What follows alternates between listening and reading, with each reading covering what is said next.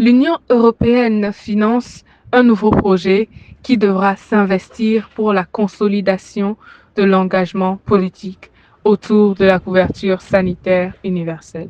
Un projet dont l'Union des organisations non gouvernementales du Togo est chef de file. Aristide Djenda, le directeur exécutif de l'UNTO, que nous écoutons au micro de l'œil d'Afrique.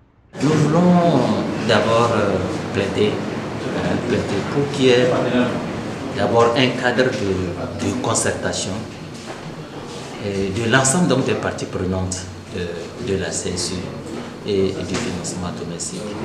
Et ensuite, qu'on puisse faire un suivi participatif donc autour de la CSU et autour du financement domestique dans le domaine de la santé. Et quand on parle donc de financement domestique, c'est le financement, l'augmentation donc du financement de l'État pour la santé de la population togolaise. D'une enveloppe de plus de 19 millions francs CFA, ce projet est sous-composante du projet de renforcement de la société civile pour la promotion et la protection de la liberté d'association et de réunion au Togo. Il devrait être exécuté de février 2025 à août 2026, soit une durée de 18 mois de mise en œuvre. Quand vous voyez très bien la trame du projet LAR, c'est un projet qui est destiné aux organisations de la société civile. Notre objectif, c'est de leur donner les moyens, de leur offrir les outils pour qu'ils puissent participer aux côtés des pouvoirs publics, donc au développement. Donc en finançant les activités du consortium RAS plus UNTO et puis Inspire, nous voulons donner les moyens donc, à ce consortium de pouvoir valablement participer. Donc, sur ces deux aspects, cela rejoint parfaitement les objectifs du projet LARUE. Pour les Nations Unies réunies en 2019 en Assemblée générale sur le sujet, la couverture sanitaire universelle est un résultat, certes, mais sa mise en œuvre est un indicateur de développement. Ainsi, le projet nouvellement lancé devrait aider les organisations de la société civile œuvrant dans le domaine sanitaire à mieux s'organiser pour une meilleure de l'application de la couverture sanitaire au Togo et faire un plaidoyer pour une augmentation du financement domestique par l'État. La couverture sanitaire universelle, c'est un mécanisme, c'est une politique au niveau mondial qui permet d'assurer et de couvrir le risque maladie au niveau de toutes les populations sans distinction aucune.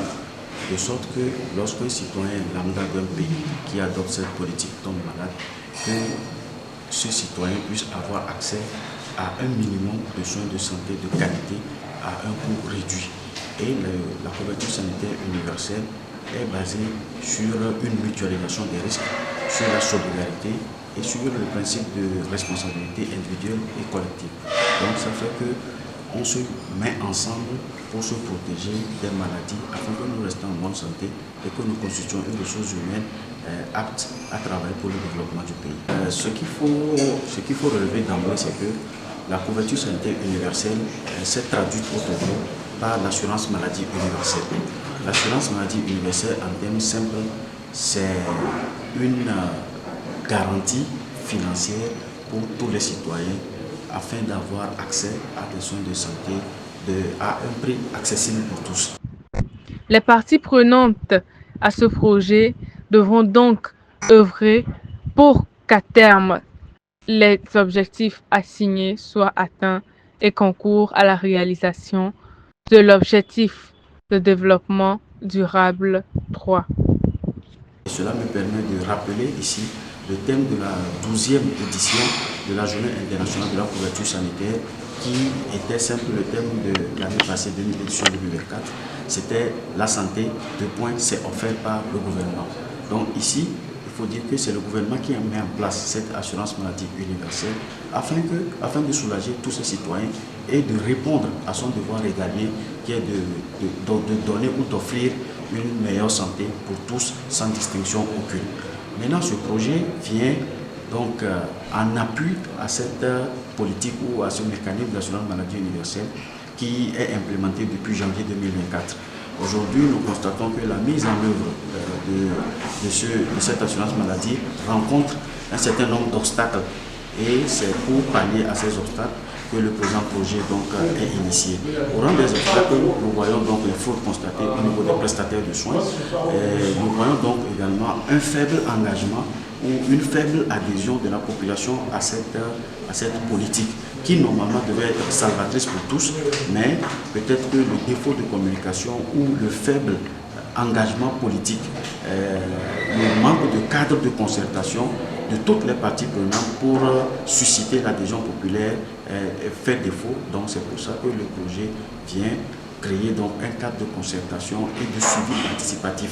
Donc pour produire des propositions, faire des recommandations, suivre cette gouvernance de l'assurance maladie et plaider pour que l'État prenne ses responsabilités afin d'augmenter le financement domestique alloué à la santé pour que l'assurance maladie soit véritablement une réussite à l'horizon 2030. En fait, la couverture santé universelle est un appel, un souhait pour toutes nos populations.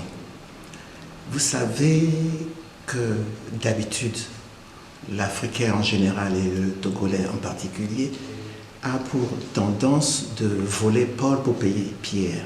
C'est-à-dire qu'on ne sait pas se prémunir, se préparer, se protéger pour des moments difficiles en ce qui concerne notre santé. Donc on attend quand on tombe malade et le peu d'argent qu'on a pour faire X, Y comme activité se retrouve être dépensé et après on se retrouve à nu. Donc une couverture universelle, c'est une protection, comme on le dit en Mina, dans les lignes, avec Betobe Kento.